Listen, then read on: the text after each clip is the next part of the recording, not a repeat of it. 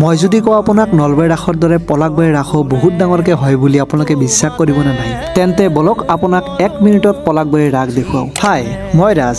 আজি আমি যাই আছো পলাশবাৰী ৰাস চাবলৈ। শুনিছো পলাশবাৰী ৰাস হেনো বহুত ধুনীয়া হয় আৰু ৰাসত সোমোৱাৰ আগতে এনেকুৱা এখন জুবিনদাৰ ধুনীয়া গেট আপোনালোকে দেখিবলৈ পাব আৰু জুবিনদা আমাৰ মাজত নাথাকিলেও সদায় জুবিনদাক আমি এনেদৰে জীয়াই ৰাখিম। আৰু এইখন হ'ল ৰাসৰ মেইন গেট। যদি আপোনালোকে ইয়াৰ ভিতৰত সোমাই যায় তেতিয়াহ'লে এনেকুৱা এটি দৃশ্য উপভোগ কৰিবলৈ পাৰিব।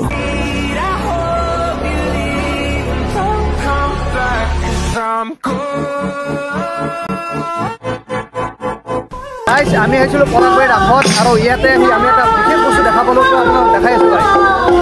তো এইফালে চাওক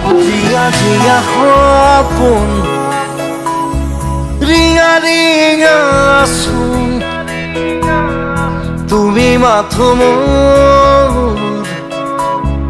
দূৰৰ